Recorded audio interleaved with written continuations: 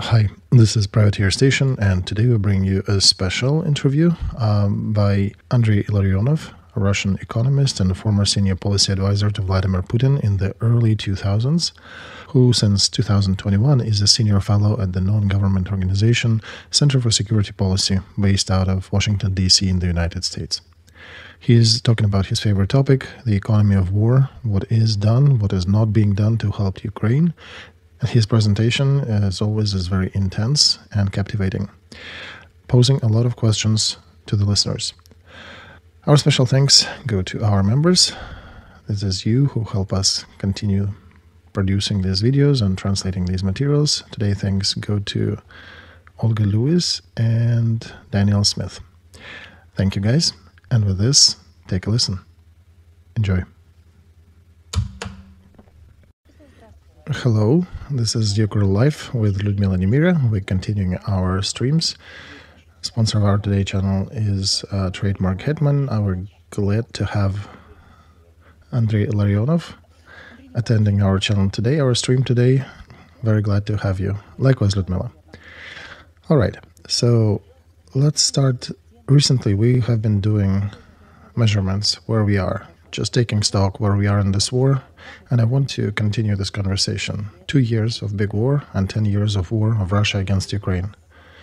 And many times in conversations with different experts who are conflictologists by their trade, and I heard a lot of statements that if the war doesn't finish in the first year, it lasts 8 to 10 years. Different analogies were being brought, Iran-Iraq war, but regardless, right now we have 10 years of war of Russia against Ukraine. What is happening now? Is it 10 years or 2? I think it's an important question to ask. And I would want to pose this question as the main driving question for this conversation and start with what happened during these 2 years of this war. What happened? Russia changed, and death or murder of Alexei Navalny affected things. The West has changed, and I want us to talk about that too. And perhaps let's start with, is it 2 years or 10? And then continue to Russia, and so on about the West. All right, so to start with, 2 or 10? Neither 2 nor 10. 21. Whoa. The length of this conflict, Russian-Ukrainian conflict, Russian-Ukrainian war or Putin's war, Russian aggression against Ukraine, the length of that is 21 years. Why? Because its beginning was rather firmly noted, at least in public space, 17th of September 2003. On that date, Vladimir Putin publicly announced his territorial questions to Ukraine in Kerch Strait and Azov and Black Sea basins. He pronounced this task for himself and posted this task in front of the military political leadership of Russia about acquiring these territories. These documents were public. They were published back then. They are still on the Kremlin site, September 17th, 2003. And it's surprising to me that my Ukrainian colleagues and friends and politicians and diplomats and intel people, whoever, analysts, during all these years have never paid attention when the public part of this conflict, of this aggression, started. What was it? Was it his statement? What was the event? It was a special session of the highest military political leadership of Russia in the city of Yeisk in Krasnodar region.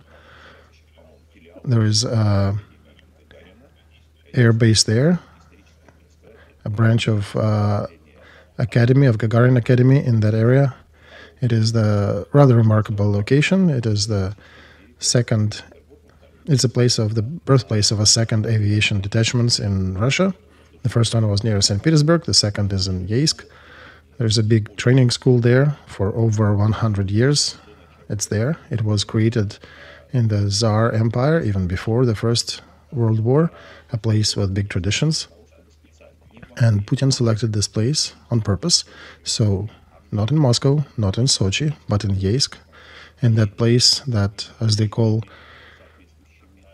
in the shadow of, in the glory of the battle traditions, the people who attended had a chance to soak it in and to listen to that session. The session itself was closed, but there were a lot of publications on the outcome of it, answers to questions and statements that were made.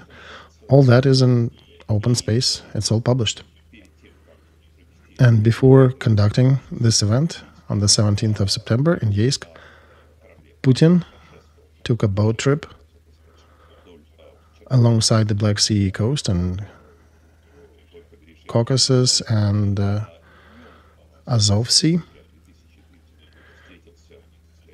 During the daytime of that September 17th, he met with then President of Ukraine, Kuchma, on the island of Biryuchiy, not far from the shore. I think it's Kherson region. There is a natural preserve there. And there was, and probably still is, the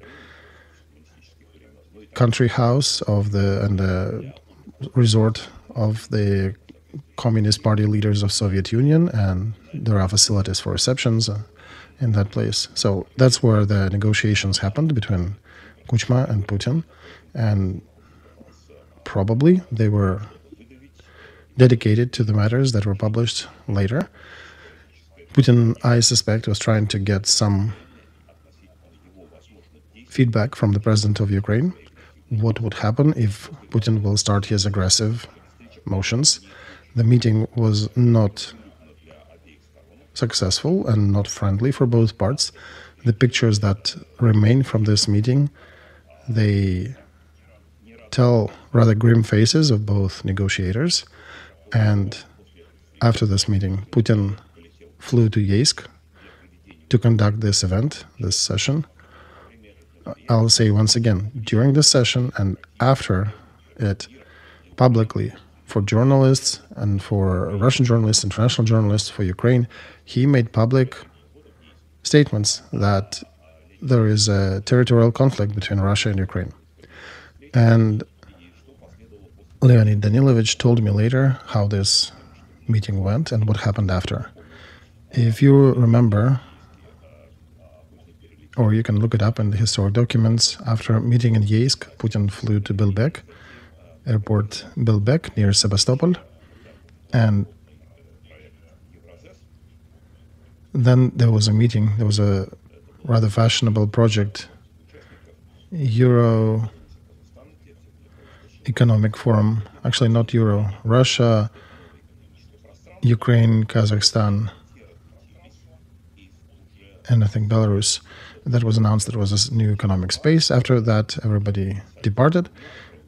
In a day or two, signed all the economic documents, announced all the toasts, and drank all the whatever needs to be drank at this moment. So after that happened, huge trucks loaded with granite, with stones, started to create a dam to the Ukrainian island of Tuzla in Kerch Strait. And that became known as the Tuzla conflict. With the island of Tuzla and Kerch conflict, you can look it up again. That lasted from about the 20th of September 2023 till the beginning, or actually middle of October of the same year. And during the last days of this issue, the speed of that dam building was rather fast, almost 100 yards per day. And the dam was originating on the Russian shore and was approaching the border, the internationally acknowledged border in the Kerch Strait between two countries. And when it approached the border, President Kuchma himself, he just landed in Brazil to conduct the first in history Ukrainian Latin American visit. A long voyage was planned. If I remember right, I think 5 countries were planned for his visit. The first one to be visited by Ukrainian president was Brazil, and there were others that were planned to be, that were on agenda. And there were several important economic matters that were prepared to be signed. Ukrainian industry was getting ready to supply certain products to Latin America. Latin America was promising to send important supplies to Ukraine that Ukraine was looking to purchase there.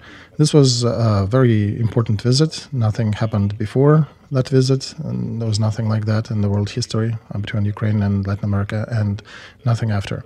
And as Kuchma told me later during this conversation at Biryuchiy Island with Vladimir Putin, he did mention to Putin that he is going to fly to Latin America, what time frame, what matters is he going to solve, and exactly when the plane of Ukrainian president touched the tarmac in the capital of Brazil, the dam in Tuzla reached the demarcation border between the waters of Ukraine and Russia.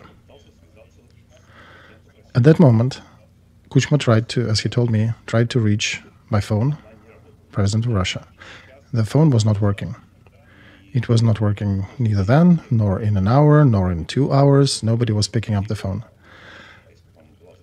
And after the first day in Brazil, I think it was planned for about a week.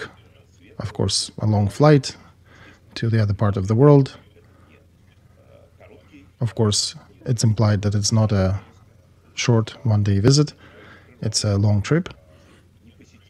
But after a day, he had to interrupt his visit, not concluding even his part in Brazil, not visiting for other countries. And since there were no communications with Moscow, he returned back from Brazil to Ukraine. And he flew not into Kiev, but he landed in Crimea. I don't know which specific airport did he land there in, but he went to Kerch right after. From there, he took a boat, reached the Tuzla Island.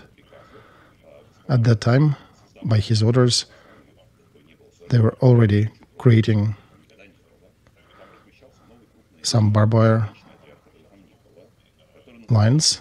They were placing a rather big border guards detachment that hasn't been there before, that was given not only rifles but also heavier arms. There were some border guard boats present, but the dam was continued to be built and Moscow refused to pick up the phone.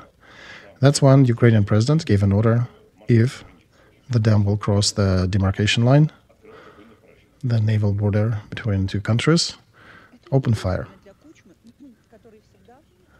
This is amazing, by the way, for Kuchma, who was always known for being a politician who could talk to anybody and that he had a rather good channel of communication with Putin. We actually do remember that story about fire, open fire if they cross. Do you think he understood what that meant? Yeah, let me finish that story. So from what I know, and I'll answer that, from what I know and what was told to me, he gave an order. After that order was given, 30 minutes passed, and suddenly a president of Russia called back and asked in a disturbed voice, what is happening there? Do you have any problems? And then Kuchma explained what's happening, and Putin pretended that he doesn't know anything. He pretended that it probably was the governor of Krasnodar district who is doing something on his own, and he will figure that problem, he'll resolve the problem, and everything will be all right. There were several more statements later, but... And by the way, before this phone call, there were different statements from Russian Duma, from Russian Congress. Such a fellow known later, Rogozin, who was Roscosmos head, was also making a bunch of statements. There were a lot of political statements on both sides. The Ukrainian side was talking, asking questions, what's happening, what Moscow is saying, what is Russia doing. There was no answer. But after this all happened, suddenly all questions disappeared, and that was not mentioned for a while. So, to conclude my long-winded answer to your big question first, what kind of war it is. So for today, this war is almost 21 years old. By September of this year, it will be 21-year anniversary, so to say. There are three significant periods in this war, since 2003 to 2014, since 17th of September 2003 till 19th of February 2014. This is the period that we can call a period of hybrid war. What we have seen in Tuzla, what we saw on the 27th of July 2013 during celebrations of 1025 years of baptizing of Russia in Kiev, where Vladimir Putin flew with leaders of his Orthodox religion in Russia, and Sergei Glaziev, Viktor Medvedchuk, and other important VIP persons were present. They were talking about the unity of Ukrainian and Russian people, and that's when the sanctions were implemented, by the way, against a lot of types of Ukrainian produce and industrial production that were being exported to Russia. That's when they started propagandist campaign and financial campaign against Ukraine. That all started on the 27th of July, 2013. So that's another mile marker in the framework of that hybrid warfare. The 9th of November of the same 2013 was also an important marker when President Yanukovych, then President of Ukraine, was invited to Russia by Putin to, as the participants have described, there were very few participants who flew with him. If you remember, President Yanukovych disappeared from political space and information space for the whole day after landing in Russia. And nobody could understand where he is. There was no communication. There was nothing. He was at one of the military bases, according to the participants in suburbs of Moscow, where Putin basically conducted a seance of psychological terror on him, explaining in words and pictures what will happen with Yanukovych and Ukraine if he will fulfill his promise that he made in Ukraine, that he will sign an economic agreement with Europe about joining a free trade association. We remember all that because these were the events that led to the beginning of Maidan and Revolution of Dignity. These are important mile markers, but it was still the stage of a hybrid warfare. Now, starting with 2014, first with the operation of annexation of Crimea. That was the second stage of this war, that in the language of military experts is often called the war of low intensity warfare, given the number of military assets engaged and the numbers of losses, etc. There were different stages, of course. There were some very hot spots, hot moments there, not only Crimea, Donbass also was set ablaze in April of 2014 when Girkin occupied the town of Slavyansk, and then you know the events that followed. And that went till the 23rd of February of 22. That stage of war could be called as low-intensity warfare. And starting on the 24th of February 22, this is the third stage. And this can be described as a medium-intensity war. That's what's happening now. And when people are saying about the second anniversary, this is only 2 years of the medium-intensity war. We can also subdivide that into two periods. In one of our previous interviews, we talked about that, but we can repeat it again. The first stage was slightly under a year, since the 24th of February of 22 to 14th of January 23. That was the stage of war of medium intensity. And starting the 15th of January 2023 till today, this one is of a higher intensity type, but not really the high intensity yet. Still somewhat in the medium range. Not to tell the whole story, but the main parameters for both subsections of the second stage are as follows. On the first subsection, that lasted about the first year since 2022, February, the quantitative estimations from the aggressor side changed from 200,000 to about 120,000, 150,000 participants. And during the last year, the number, as most resources state, is somewhere near 600 to 650,000 participants on the side of Russian army. So the numbers grew about 3 times since the summer of 22. As for the level of losses, then during the first segment, the first year of this medium intensity warfare, the level of their losses was about 200 men per day. That includes everything: missing in action, killed, wounded.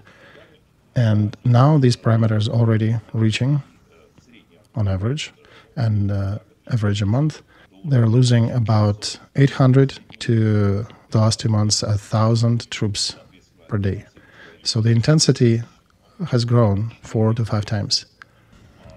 Regardless, despite of its growth, according to military science, this war is still considered to be a medium-intensity warfare. It is lesser of a fight than the other wars in recent human history, First World War, Second World War, or Russian-Finland War. Those were high-intensity wars, or considered to be, when more people, resources, and more equipment were used, and the daily threshold of losses was much higher. So I apologize for such a long answer, but this is to answer your first question: what are we dealing with? We're dealing with a prolonged war that, for now, we can say it was lasting for over 21 years, or almost 21 years. And every time it increases the level of resources, the level of intensity over time. What our Anglo-Saxon friends are saying, what they're mostly afraid, escalation is happening. That exactly is what's happening. And we can talk later what and why is happening and what should be done to call it. But everything started with a public announcement of territorial problems that were not even identified or not being reflected upon by the world media. Then there was an attempt to capture Ukrainian island of Tuzla that was not responded to. Then there was a bigger operation to capture Crimea. Since that didn't face any pushback, there was even bigger operation to capture Donbass. Since there was no adequate pushback on this, it started a bigger operation that is now being carried out in Ukraine, an operation to attempt to capture the whole territory of Ukraine and liquidate Ukrainian government and Ukrainian society, Ukrainian nation, and Ukrainian culture. So one of the obvious conclusions that stems out of this observation is that in criminology, it is known as the theory of the broken glass. If the hooligan breaks a glass in a phone booth or in a window and there is no proportional response from police on its liking, then in several stages of escalation, the same bandits would be robbing people, killing them, and raping. And the size of this problem grows disproportionately to the eventuality when police responds to the first incident accordingly and stops the future series of crimes from happening at the very beginning.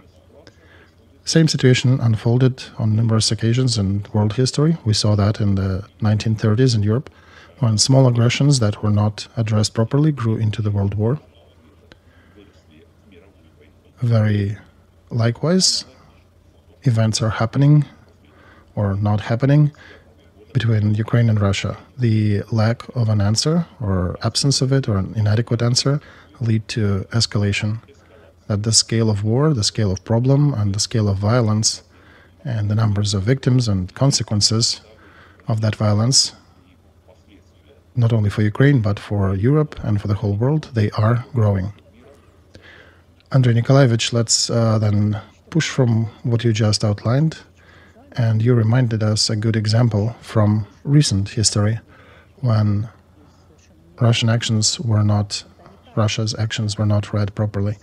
Do you think current actions of Russia being interpreted well? And before that, I want to ask you, what do you think is happening in Russia during the last 2 years? Do you think it was expected? And we can talk about different things in this regard. So some people are saying that Russia now has been rebuilding its military-industrial complex and is more powerful in this aspect. Other experts are saying that it's on a plateau and a little more time, and if the West awakens, then perhaps the West will win in that struggle. Then the murder of Navalny, how would you explain that? Do you think it falls into some political trend in Russia? And what's happening there? How do you estimate, as a person who, for the most part, is rather well aware of the situation in Russia? I understand you have not been there for a while, but I understand that your focus of research is on Russia. All right, let's separate what already happened and what we have now from what may happen tomorrow, the day after tomorrow, what prognostications are. And second, I think we want to separate different spheres of what was happening in economy, in social, in politics, in military production, in armed forces, etc. Perhaps we won't be able to touch everything, but at least in brief thesis. So first, economically, Russia became stronger, without a doubt. Those conversations that we can hear sometimes from our mostly Western colleagues and partners who are saying that Russia is crippled, they're calculating how much guns and tanks were destroyed, what losses Russia suffered, that they cannot produce certain goods anymore. And we heard that in your streams, in other streams of your colleagues, and in Davos conference, and in Ukrainian panel in Davos, and in a Munich conference, and Ukrainian panel in Munich, and European Union. They all repeat that mantra. The cost of, or the price of that mantra is zero. They're only talking about what they want to believe in. And what they think Ukrainians want to listen. Many Ukrainians indeed like to listen that the enemy is almost gone and our enemies will be dispelled in the light of the sun, as your anthem sings. So life is more complex, and one needs to have enough bravery to look in the face of real threats. Indeed, the first 4 months of this war, till about May, Russian economy received a notable blow. We can discuss how notable it was, but statistically, we saw the diminishing of economic production. We saw jumps and volatility in the ruble exchange rate. We saw the dwindling of currency reserves. We saw a sharp growth in negative reaction towards the war by some part of Russian population. They were noted a bunch of protests, however limited they were, and wherever they were happening, it indeed was occurring. And that was occurring for a maximum span of about 4 months. By May of June of 22, the situation was stabilized, and starting then till today, all the parameters that are used to describe the health of Russian economy, they have been climbing. They are on the rise. Industrial production is growing. GDP is growing. In 2023, again, it's the estimation of Russian stat, but it still is talking about the growth of Russian GDP by 3.6%. Putin really enjoys quoting that number, and he's saying that not a single country of Big Seven has such a growth in 2023, which is unfortunately true. We'll not go deeper into how that percentage was calculated. Shoigu and other political leaders in Russia giving different numbers about the growth of military-industrial complex. Of course, these are to be taken skeptically, and you need to verify. But even if we do not trust these numbers, there are also independent estimations and also numbers provided by the intel services of different countries. Almost every intel service of the Western countries is publishing some data on Russia, They have annual summaries and special publications about events in Russian economy, in military production. They're giving numbers, not what Shoigu stated, but very close to them, and generally comparable. They're saying that indeed the number of shells being produced, artillery shells, has grown. The production of APCs has increased. Tanks production has increased. They are indicating some problems that Russian economy is facing, especially in microchip department and some special materials. But despite of all these issues, they still confirm that what is happening with Russian economy, in English there is a special term that is called resilience. This is the ability to basically hold the blow, ability to recover under the blow. The experts are stating that they're surprised and shocked. They did not expect that, according to them. And it's an important thing to mention that we, even before this last stage of this war, we heard a lot of statements why Russia would want to take on the West. The West is huge. The combined GDP of the West, at least the ones that are united under NATO, is, if I'm not mistaken, $46 trillion. Russian economy is maybe a little over $2 trillion. How can you compare who's going to win? It's obvious. And it's just incomparable, the economic potentials and military production potentials. My colleagues, I think, were making a very big mistake that many of them did. But war is a very harsh teacher who forces you to pay attention to the main parameters. And they're not in the demographic potential. They're not in the general comparison of economic potentials. What is important is the correlation of pure military potentials. How much of military resources, or resources that I used to amp up the military, is being thrown into the furnace of war by both sides. And here we can see that the volume of resources, however you measure that, either by human lives and the people of the country being thrown into war, but also by expenses that each of the participants spend, exert and dedicate to military production. As we talked before, this is a very important parameter to be able to prognosticate where this all goes. So military potential being used by the aggressor in this war exceeds the economic military potential engaged by Ukraine and provided by partners, allies, and friends of Ukraine to conduct this war. Can we just add for today, right? Yeah, of course, for today. We're talking about the current picture. But it was happening at the 24th of February of 22nd. That was happening in 23rd, and up until now, it's happening the same. In the same fashion, there are no signs that the situation will change. Again, it's a special conversation why, but we can talk about that later.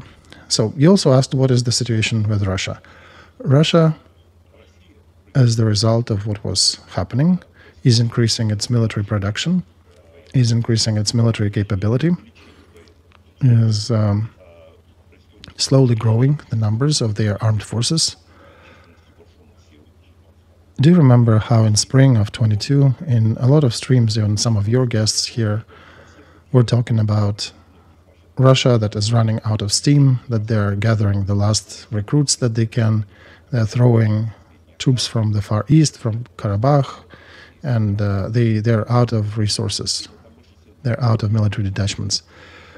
That only tells about professional incompetence of people who are making these statements, in my view.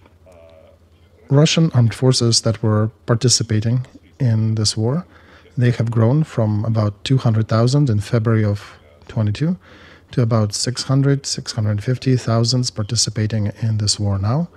And the trend for increase still continues. And that is only under a single mobilization since September of 22 and ongoing mobilization that is still happening, and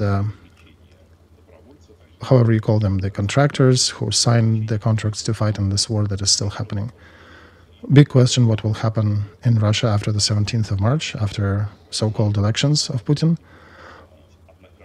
Will he announce the increase in mobilization, or will he continue to just get by the volunteers who buy into getting money for their fight in this war? It doesn't quite matter. They already have the documents in Russia issued that the numbers of army have to grow by several times to reach to about 2.5 million people. And there are no signs that this order will not be fulfilled. And of course, this is not the full size of army that will be thrown into Ukraine. That can be used as a total number in Ukraine. But given the proportions that we were observing, again, given the training that they're undergoing, to be rough, to provide some rough estimate, we can say at least half of these numbers after some time can be used on the front in Ukraine. So,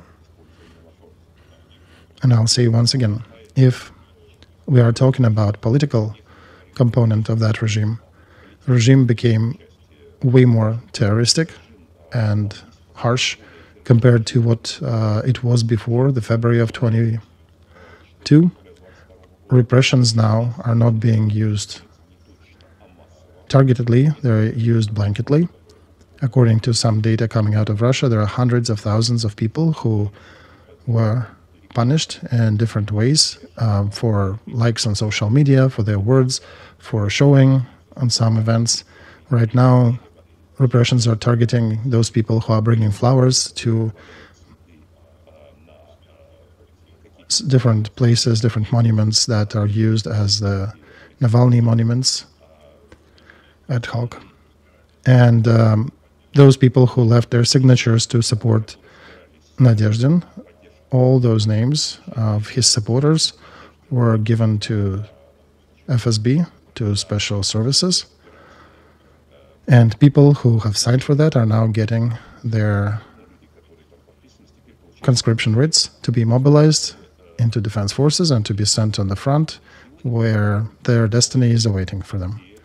And again, those who, and that's probably running ahead of your questions, but those who are going to participate on the 17th of March in any public appearances at the voting polls, near voting polls, that midday after of the last day of elections, what Navalny was suggesting, to express their protest. The current technology allows to identify these people, to record them, to find out who came out at noon. And not surprisingly, these people will get their conscription notices to go and fight in this war. And to be, sorry for my slang, to be utilized at the fronts of Russian-Ukrainian war. Putin is solving a most important task of his political existence, of his now totalitarian regime. It's not authoritarian anymore. It has no signs of getting softer, only getting harder on its population. The whole western border of Russia is locked. On all borders, they are controlling everybody who's coming in, who's coming out, not only by documents, but where you were, whom you visited, whom you contacted, what is on your computer, what is on your cell phone. So proper totalitarian regime with almost zero probability to resist. The only resistance that is possible on the territory of Russia, inside Russia, outside of Russia, is resistance by force. No other realistic options to resist his regime exist. This is another serious problem, both for Russian opposition, public and political opposition, however you take it, and for Western partners and friends of Ukraine who in principle, don't afford, even in their thoughts, and are doing everything to resist the power resistance or a resistance by force to Putin's regime. Official position of the Western leadership now is to not let Putin's regime fall down, to not let it become weaker, and to not allow for any resistance by force to his regime in Russia. And again, that's another big topic. We can talk about that if you like me to. And another big thesis I need to mention, why this strengthening of Putin's regime is happening, and it is happening in the shadow of growth of Russian economy, strengthening of Russian armed forces, one of the main reasons. And we did talk about the regime becoming more totalitarian, more terroristic. There is a very strong economic base for that. And it is colossal financial resources that Western countries, not only Western, but mostly Western, are transferring to Putin's regime by way of purchasing resources, of course, oil and gas resources that Russia is offering for sale on the world market. Do you have at least an approximate number, perhaps, Andrei Nikolaevich, what Putin is getting from that? In 23, Lyudmila, he received $400 billion from Russian exports. It decreased compared to 22. In 22, that was absolutely record-breaking levels, almost $600 billion. Never in all history of Russia the profit was that big. And now it went down, first of all, because the prices for oil went down on the world markets, but $400 billion with a B. This is what Putin's regime got during 2023 from export of its resources, which, of course, to a large degree is being used for the war against Ukraine. And a little bit of it probably used against Russian opposition to continue repressing any disturbance in the country. So let's compare what's the aid that was provided to Ukraine by United States in 2023. That number is known, $12.1 billion. We're now talking about military aid, right? Yes. Now, Lyudmila, as for European countries, we don't have such exact number, but we can aggregate what is known from what they provided. We can say that the real military aid that was supplied to the territory of Ukraine from all other countries, not only Europe, but all other countries. It'll be Europe, Canada, Australia, New Zealand, Japan, Korea, South Korea. The aggregated number will be roughly comparable with American, slightly less maybe. It's difficult to run the exact total, but according to the data that I was capable to analyze, we can say it might be actually a little less, a little over American aid, so slightly more than what America donated. So summarily, we can say that all the partners and friends of Ukraine gave $24 billion, plus economic aid. We have exact numbers on that. We have exact numbers of Ministry of Finance of Ukraine. They're reporting everything, $21 billion. What was provided by all the partners, all the allies on bilateral, multilateral, International Monetary Fund, European Bank, $21 billion.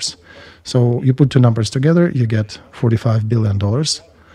And this is how the external world helped Ukraine. This was all the help in its totality. 24 approximately billions of military aid and 21 billion of economic aid. 45 billion. How did the world at large help Putin? $400 billion. Yes, these are not grants.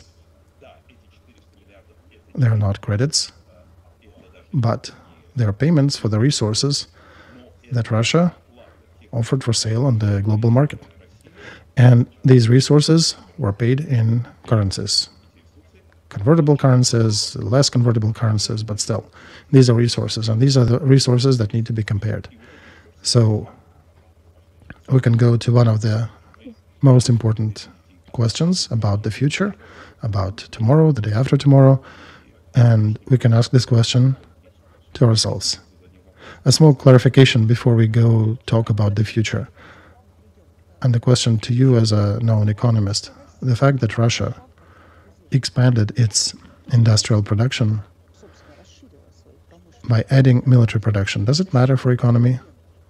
Are there any limits there? In other words, if Russia is wasting all its resources to produce tanks, shells, etc., that go to the front and get destroyed there, does it matter in a long-term or short-term perspective? I understand that perhaps in a long-term perspective it's a different story, but a long story Long term is a different one. So in a short term, is there any effect that we can monitor or not if we talk about economy and structure? So look, if we're taking official numbers of the military expenses, of course they include the monies paid for salaries, but also money assigned to purchasing materials. Very often the number that is used for Russia is 6% of Russian GDP. If you calculate it more accurately, if you include other things that are not included in the official numbers that go by other channels, that would be about 8%. Even if you rerun it in different numbers and other prices, still, it doesn't reach beyond 10% of Russian GDP. Official number is 6. Then the question is, what was the weight of military expenses for Soviet Union during the Second World War? It was 40%. So just to understand what examples do we have and to which level, under other conditions, that number can grow. Great Britain, 40%, 50%, 60% during the Second World War. United States, 38%. Germany, at the end of that war, their numbers reached 67%. Understandable, that was a total war, but still. And the level of military expenses at 15%. Israel lived in the 50s and 60s of the 20th century, the first phase of their existence. For the first several decades, surrounded by enemies, essentially, the level of their military expense kept for several decades at 50-60%. And as we see, Israel did not disappear anywhere and are actually still developing, right? Growing, have good industries. Why am I placing these numbers in your mind? So that you understand the levels of military expense and the level it can reach in case escalation continues. And if we do not stop the crimes of today and do not provide an adequate pushback, and instead we are actually confirming them and giving more money to the perpetrator. If we are talking about Ukraine, this year, in 24, they expect their military expenses to be $52 billion. This was the number published literally a couple of days ago on the European conference in Kiev by the representatives of the Budget Committee of Congress of Ukraine. And their GDP this year will likely be about $160, $150 billion. Military expenses are about 33% of their economy. If Ukraine is doing that, understandably, with allies and partners and friends, who says that Putin cannot do that? Especially if he is getting significant monetary support from outside. Again, this is not happening yet with friends and allies on the Putin side, but a couple years ago, we heard people in streams not only on the Ukrainian channels, but also in the West, all these generals, many star generals and so-called economic experts and representatives of the White House and other organizations were saying this is impossible, this cannot happen. Putin was looking at that and was doing. And now they're coming out surprised, oh, nobody could have imagined it. Right, exactly. Their last statements exactly sound like this. We did not expect Russian economy to be that strong. That basically outlines, Lyudmila, the understanding of their own professional incompetence for those analysts. Because anyone who had access to the situation and its development in the last couple of years, with processes that are unfolding during military conflicts, at least some basic acknowledgement, that means that people who were predicting early on in this war either don't know anything or they had a very lackadaisical approach to their predictions.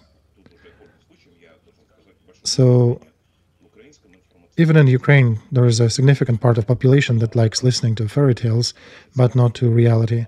And not to go deeper, not to throw stones into your windows, Lyudmila, but other channels and other audiences, they're very prone to supporting that peachy and rainbowy beautiful picture that doesn't exist. As we're addressing the question now, we can say that we cannot give any optimistic conclusion that Russian resources will run in a month, in 3 weeks, as well heard.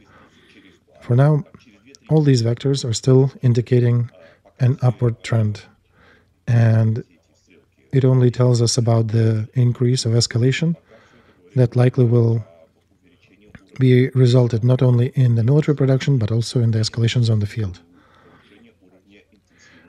Andrei Nikolaevich, before the interview with you, I did skim a lot of titles, a lot of headlines of different publications in Europe. And some things actually, I think, are good. They're changing. On the backdrop of what's happening in America, Europe decided to get their stuff together. And especially in the last couple of weeks, we hear a lot of statements from Europe about aid that will be coming in the next few weeks, maybe months.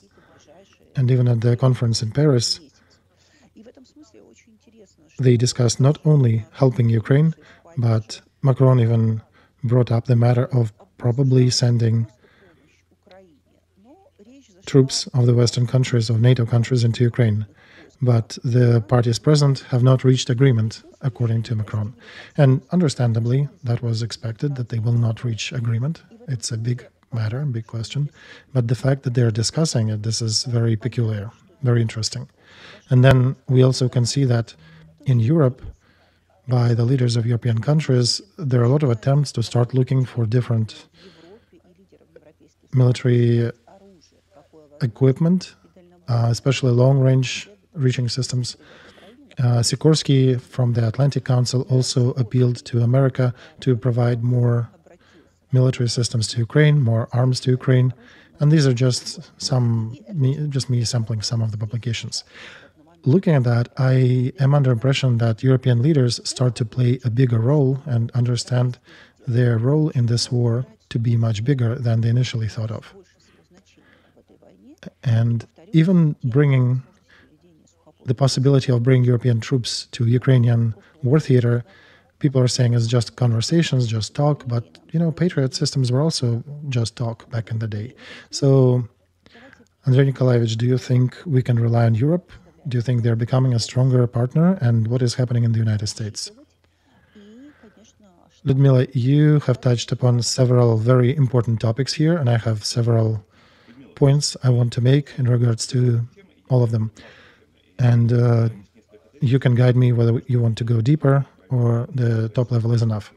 So first, using armed forces on the territory of Ukraine and their participation in this war.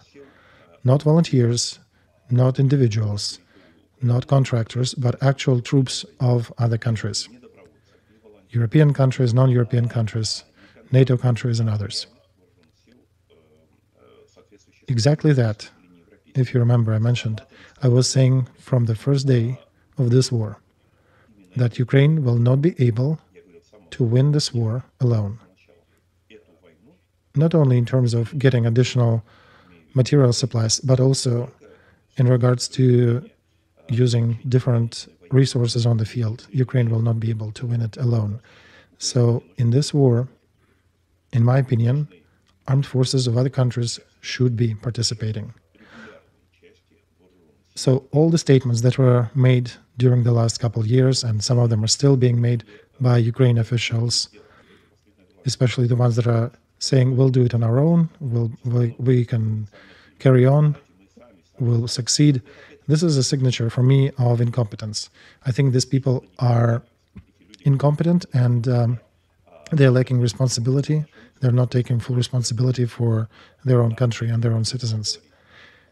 We should be using all opportunities to add additional resources. Perhaps we can negotiate how to and in what format, but to neglect and to push back on the suggestions about bringing other armies of other countries to the front, to Ukraine, this is just unacceptable. I was making statements about that early on when I was alone.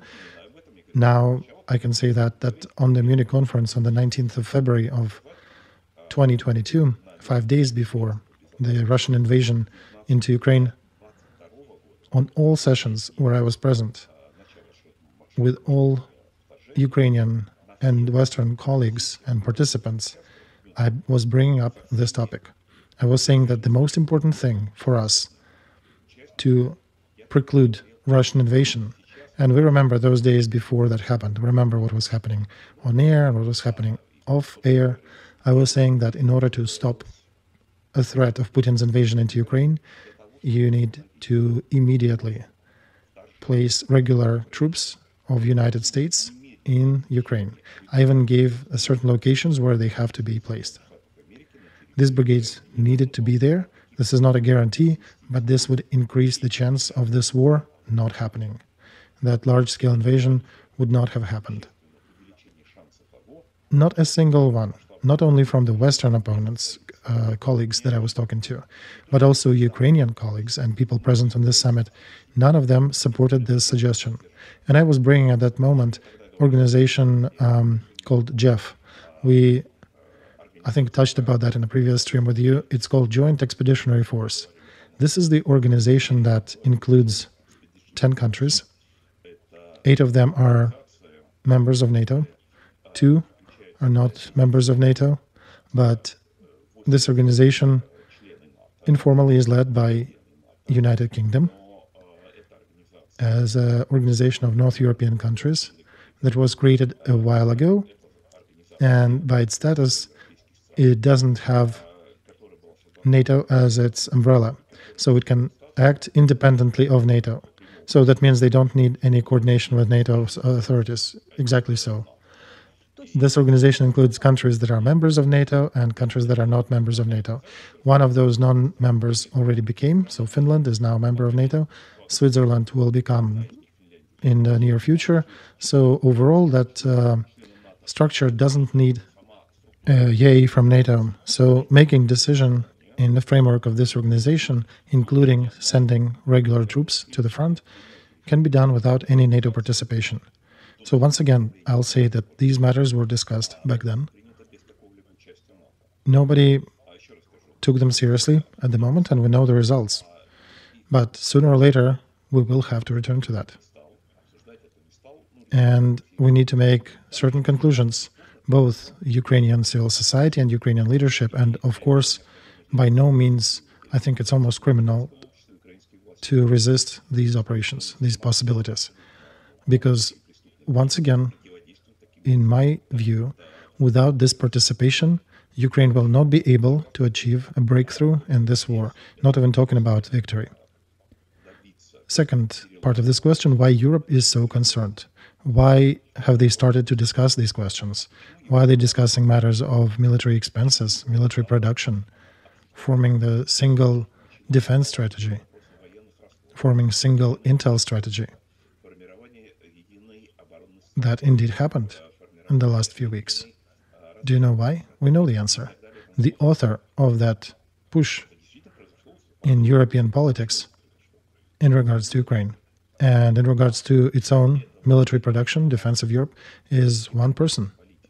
He is not a president. He is a private person, at least for now. We know his last name and his name, Donald Trump, who dropped one phrase at the election campaign in South Carolina. And he didn't say what he did, what he was doing, or what he will absolutely do. He said about his private conversation, which people did not know happened 2 years ago. He mentioned it first time before South Carolina, but it was left under the radar. People did not pay much attention to it because they thought he will not be back in the office. But now it is being reviewed rather seriously. So he talked about his private conversation with the leader of one big European country. Looking at the signs of this conversation, it appears to be Germany. And in the conversation with the leader of that big country, Trump said that he will not be protecting that country if it is not fulfilling its obligations within the NATO framework. And the leader of that country surprisingly, reportedly asked, so if we're not paying the necessary dues into NATO, you will not be defending us in case of war? He said, yes, indeed, I will not be defending you. And these words he repeated not a single time already. He mentioned them on a few occasions, but right now, in the situation that is unfolding in the United States, that phrase was amplified, distorted, and became viral by multi-billion posts and publications. Everybody heard that, and suddenly Europeans started to dawn on them that this variant may actually happen in real life. And it doesn't mean that Trump will actually do that, that he will not be or would not be doing it if that happens, if it comes to that. There were no military actions at that point. But they made their conclusions. And that sudden understanding of this possibility, of this eventuality, drew Europe to conclude that they need to rely upon themselves in order to be able to defend themselves. Because during the last decades, they got used to the nuclear umbrella of the United States, and both nuclear and non-nuclear, essentially German armed forces were destroyed, decimated by the leader of Germany, Frau Merkel, who during her lengthy stay in power basically destroyed Bundeswehr. Putin could not even have dreamt about it. Qualitatively, quantitatively, in the questions of training, she even managed to liquidate the pride, the earned pride of Germany, of the General Command of Germany. They were the first country that ever created Central Command, that idea that was called later by many the brain of an army, and that was copied by countless nations after from Germany. For the first time was created in Prussia during military reforms at the beginning of the 19th century, after experiences shared and lessons learned from it by von Clausewitz and his colleagues after the defeat in Auschwitz and Jena. And that pride, that brain, you remember French president mentioned recently that the brain of NATO is corrupted. So Frau Merkel extracted the brain from her own army. So after all that, how do you think the Putin feels himself? Of course, elated. So in the years preceding this stage of war, especially during President Obama, there was a horrible, catastrophic dwindling of military expenses and military production, the numbers of military armed forces, degradation and destruction of the whole military infrastructure of European continent.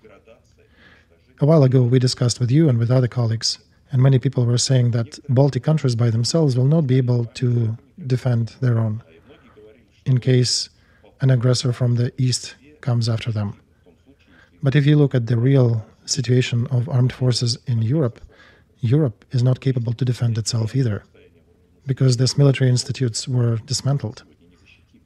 To be continued in part 2.